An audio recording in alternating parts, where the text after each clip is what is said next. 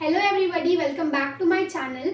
और मैं आज आपको बताने वाली हूँ क्योंकि आज हमारे चैनल में हम एक नई सीरीज़ स्टार्ट करने वाले हैं जो कि एक एजुकेशनल सीरीज़ है।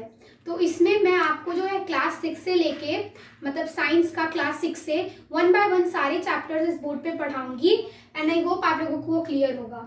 तो चलिए वीडियो को फटाफट से स्टार्ट करते हैं। तो आज जो चैप्टर हम पढ़ने वाले हैं वो है क्लास 6 का फर्स्ट चैप्टर जिसका नाम है food from where does it come from. यानी ये चैप्टर जो है, ये चैप्टर का नाम है कि फूड, चैप्टर का नाम फूड है और सवाल आ रहा है कि फूड आता कहाँ से है। ठीक है, तो ये जो चैप्टर है इसको हम पार्ट 1 पार्ट 2 इस तरीके से पूरा कवर अप करेंगे और उसके बाद हमें ये जो सवाल यहाँ पूछ रहा है चैप्टर, इसका एकदम जवाब एकदम डिटेल में मिल जाएगा। फूड आता कहाँ से है, क्या क्या सोर्सेज हैं और ये सब चीज़ों का। ठीक है, तो चैप्टर को पढ़ना जल्दी से स्टार्ट करते हैं। तो सबसे पहले हम जानेंगे वर्ड फूड का मीनिंग। फूड का मीनिंग क्या होता है? Something that can be eaten, यानी कुछ ऐसी चीज जिसे हम खा सकें, उसे हम क्या कहते हैं? उसे हम कहते हैं फूड। ठीक है, सिंपल सी बात है। आगे बढ़ते हैं। Why is food needed? ठीक है, हमने जान लिया फूड क्या होता है, पर फूड की हमें क्या जरूरत होती है? फूड की हमें क्या जरूरत होती है? Food is needed for proper growth and development, यानी फूड की जरूरत हमें हमारी बॉडी के प्रॉपर ग्रोथ और डेवलपमेंट के लिए जरूरी होती है, तब इसीलिए हम फूड खाते हैं। ठीक है, अब what are the functions of food? अब फूड के क्या क्या फंक्शंस हैं हमने जान लिया। फूड क्या होता है, फूड क्यों जरूरी है। अब फूड के हम कुछ और फंक्शंस जान लेते हैं। सबसे पहला फंक्शन है गिव्स एनर्जी, यानी हमें एनर्जी देता है ताकि हम कोई भी फंक्शन, कोई भी एक्टिविटी, कुछ भी परफॉर्म कर सकें। कोई भी चीज परफॉर्म करने के लिए हमें क्या चाहिए होती है? एनर्जी। और वही एनर्जी हमें किससे मिलती है? हमारे खाने से, हमारे फूड से। हमारे फूड से हमें वो एनर्जी मिलती है। नेक्स्ट है इनेबल्स ग्रोथ एंड डेवलपमेंट, यानी फूड के कारण हमारी बॉडी का ग्रोथ और डेवलपमेंट होता है। थर्ड है प्रोड्यूस न्यू सेल्स। तो अब यहाँ आप पूछोगे सेल्स का मतलब क्या होता है? मैं आपको बताती हूँ। जैसे एक बिल्डिंग बनाने के लिए हम क्या यूज करते हैं? सबसे बेसिक मटेरियल वो होता है ब्रिक। हम एक एक ब्रिक जोड़ जोड़ के एक बहुत सारे फ्लोर की बिल्डिंग बना देते हैं।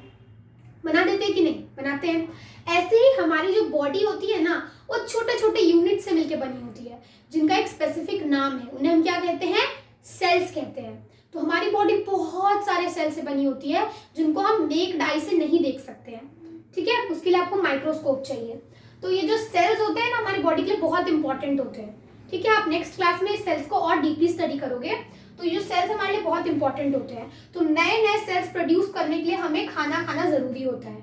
ओके, आई होप आपको ये थर्ड पॉइंट क्लियर हो गया होगा। कोई डाउट होगा तो कमेंट में जरूर बताइएगा। उसके बाद है प्रोटेक्शन अगेंस्ट डिजीजेस, और लास्ट क्या है? डिजीजेस से प्रोटेक्शन।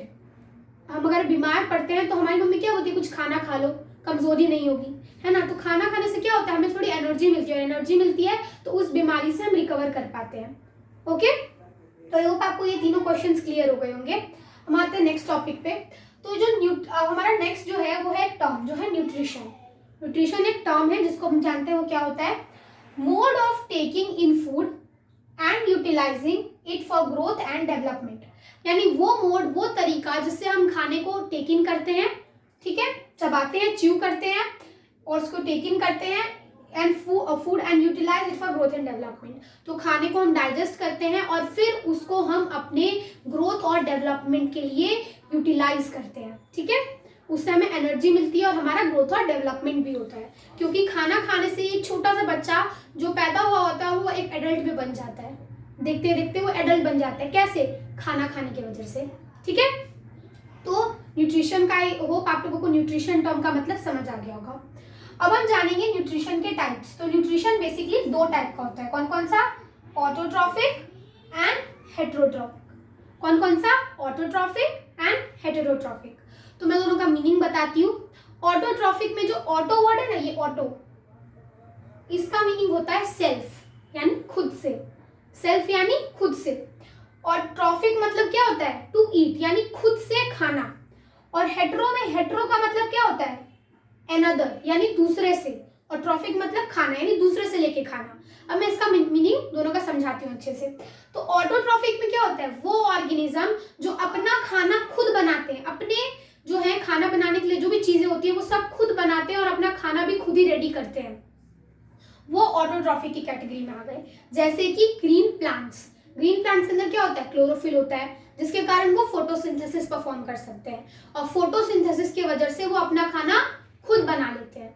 लेकिन वहीं अगर हम हेटरोट्रॉफिक की बात करें तो उसमें जो ऑर्गेनिज्म होता है वो दूसरे पे डिपेंड होता है अपने न्यूट्रिशन के लिए, अपने ग्रोथ और डेवलपमेंट के लिए वो दूसरे ऑर्गेनिज्म पे डिपेंड होता है।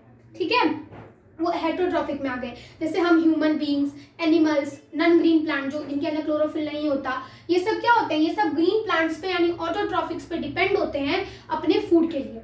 ठीक है, तो जो ऑटोट्रॉफिक के कैटेगरी में आते हैं उन्हें हम क्या कहते हैं, ऑटोट्रॉफ्स, और जो हेटरोट्रॉपिक के कैटेगरी में आते हैं उन्हें हम कहते हैं हेटरोट्रॉप्स। ओके, आई होप ये वाला पोर्शन आपको क्लियर हो गया होगा। ओके, तो हम आगे बढ़ते हैं। How food is made. अब हम जानेंगे कि हम जान लिया फूड क्या होता है, पर फूड बनाने के लिए हमें क्या चाहिए, कैसे बनता है। तो कुछ भी चीज बनाने के लिए हम क्या यूज करते हैं, कुछ रॉ मटेरियल्स, और उस रॉ मटेरियल्स को मिक्सअप करके एक प्रोडक्ट बना देते हैं। ठीक है, ऐसे ही फूड बनाने के लिए भी हमें कुछ रॉ मटेरियल्स चाहिए। ठीक है, तो वही रॉ मटेरियल्स को हमने एक स्पेसिफिक नाम दे दिया। ठीक है, एक पर्टिकुलर नाम दे दिया जो जिसका नाम हमने रख दिया इंग्रेडिएंट्स। क्या नाम रखा, इंग्रेडिएंट्स। ठीक है, इंग्रेडिएंट्स क्या हो गए, raw material used to prepare food, वो रॉ मटेरियल जिनको हम मिक्सअप करके एक प्रोडक्ट बनाए, हमारा खाना बना दे। हम एग्जांपल ले लेते हैं, जैसे राइस की खीर होती है। ठीक है, खीर, तो उसके बनाने के लिए हमें क्या इंग्रेडिएंट्स चाहिए होते हैं, rice, milk, sugar, dry fruit, ये सब क्या है, ये सब है हमारे इंग्रेडिएंट्स, हमारे रॉ मटेरियल जिसको मिक्सअप करके हमने बना दिया ये राइस खीर यानी हमारा प्रोडक्ट। ओके, तो आई होप आपको ये वाला साइड एकदम अच्छे से क्लियर हो गया होगा। ठीक है, तो अब हम इधर स्टडी कर लेते हैं। अब हम पढ़ेंगे एक अगला टर्म जो कि है कुकिंग। क्या है, कुकिंग। तो कुकिंग आपको मतलब पता है कि कुकिंग क्या होता है, बहुत इजी टर्म है। कुकिंग मतलब किसी चीज को जब हम कुक करते हैं, खाने को कुक करते हैं तो कुकिंग होती है। पर कुकिंग क्यों जरूरी है, क्या नीड है कुकिंग की हमें। It kills bacteria present in food, यानी हमारे खाने में जो बैक्टीरियाज प्रेजेंट होते हैं, जो जर्म्स प्रेजेंट होते हैं, जो छोटे छोटे खराब माइक्रो ऑर्गेनिज्म होते हैं, उन्हें खत्म करने के लिए हम कुक करते हैं खाने को। क्योंकि कुकिंग से जो खाने मतलब जो हीट जाती है ना, उस हीट के कारण खाने में प्रेजेंट जितने भी गंदे बैक्टीरियाज होते हैं जो हमें हार्म कर सकते हैं वो खत्म हो जाते हैं कुकिंग के हीट के कारण। ठीक है, कुकिंग के कारण makes food soft that is easily digestible. Cooking के कारण जो है खाना बहुत ही सॉफ्ट हो जाता है जिसे हम इजीली डाइजेस्ट कर सकें। हमारे जो पहले के अर्ली ह्यूमंस होते थे वो खाने को रॉ खा लेते थे, ऐसे ही खा लेते थे, मतलब जो मीट होती थी उसको एनिमल से कट करके डायरेक्टली खा लेते थे। पर एक बार एक एक्सीडेंट के कारण उन्हें पता चला कि खाने को फायर में कुक करके खाने से खाना जो है और सॉफ्ट, डिलीशियस और इजीली डाइजेस्टेबल हो जाता है। तो उसे इनके बाद से हमने खाने को कुक करना शुरू कर दिया, और आप जो देखते ही हो कि आज मैक्सिमम खाने को लोग कुक करके ही खाते हैं। तो कुकिंग एक अच्छी बात है, लेकिन किसी भी खाने को हमें ओवर कुक नहीं करना चाहिए। ओवर कुक मतलब क्या होता है, ओवर कुक मतलब खाने को कुछ ज्यादा ही कुक कर देना, तो उसके अंदर के जो अच्छे भी बैक्टीरियाज होंगे या जो अच्छे माइक्रो ऑर्गेनिजम्स होंगे वो खत्म हो जाएंगे। तो हमें अच्छे को खत्म नहीं करना है, गंदों को खत्म करना है, इसीलिए हम खाने को ओवर कुक भी नहीं करते हैं। ठीक है, अब हम पढ़ेंगे इसी में एक टर्म, इसका नाम है इनहिबिटर्स। ठीक है, इनहिबिटर्स। तो इनहिबिटर्स वो सब्सटेंसेस होते हैं, वो माइक्रो ऑर्गेनिज्म होते हैं जो हमारे खाने में प्रेजेंट होते हैं, जिनको हटाना हमारे लिए बहुत जरूरी है। ठीक है, वो माइक्रो ऑर्गेनिज्म जो हमारे खाने में प्रेजेंट होते हैं, जो हमारी बॉडी में जाके खाने के एब्जॉर्प्शन को रोक सकते हैं, वो इनहिबिटर्स होते हैं।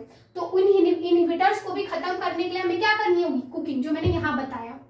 क्या करनी होगी, कुकिंग करनी होगी। कुकिंग के कारण ये जो है इनहिबिटर्स किल हो जाएंगे, मर जाएंगे, तो हमारा खाना जो है अच्छा हो जाएगा और हम इजीली खा सकते हैं। नहीं तो अगर ये इनहिबिटर्स हमारे स्टमक में चले गए तो ये खाने की एब्जॉर्प्शन यानी खाना जो हमारे बॉडी में यूटिलाइज होता है, जो ब्लड बन के जाता है, उसको ये रोकते हैं इनहिबिटर्स। तो ये बहुत खतरनाक होते हैं, कोई डिजीज भी कॉज कर सकते हैं। इसीलिए इनहिबिटर्स को खत्म करने के लिए खाने को कुक करना बहुत जरूरी है। ओके, आई होप आपको यहाँ तक क्लियर हो गया होगा।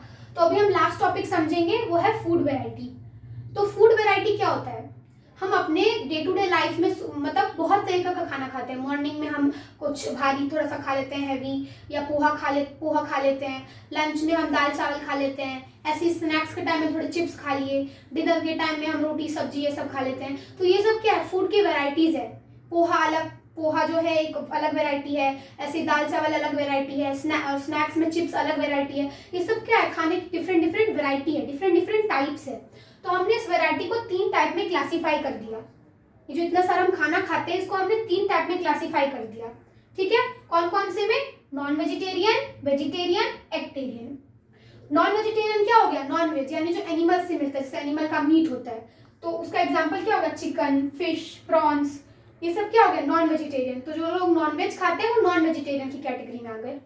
वेजिटेरियन क्या हो गया? वेजिटेरियन जैसे दाल रोटी जो हमें प्लांट से मिलता है, ठीक है, दाल रोटी पनीर ग्रेन्स, ये सब क्या है? ये सब हमारा वेजिटेरियन है। तो जो लोग वेजिटेरियन खाते हैं वो वेजिटेरियन की कैटेगरी में आ गए। उसके बाद अगर हम एक्टेरियन की बात करें तो उसके नाम ही में आ रहा है एग। ठीक है, एग मतलब अंडा। तो अंडे की बनी चीजें जो लोग खाते हैं वो एक्टेरियन की कैटेगरी में आ गए, जैसे एग की कड़ी, ऑमलेट, ये सब क्या है? ये सब एक्टेरियन की कैटेगरी में आ गया। ठीक है, तो आपको तीनों, आई होप ये तीनों फूड वैरायटी समझ आ गई होगी। तो हमने आज पूरा ये जो है पूरा डिस्कस कर लिया। आई होप आप लोगों को यहाँ से लेके यहाँ तक सब कुछ समझ आ गया होगा। अगर आपको नहीं आया तो प्लीज कमेंट में मुझे जरूर बताइएगा, मैं कोशिश करूंगी कि मैं आपका डाउट क्लियर कर सकूं। तो थैंक यू वीडियो को देखने के लिए। प्लीज हमारे चैनल को सब्सक्राइब करिएगा और इस वीडियो को लाइक करिएगा। बाय।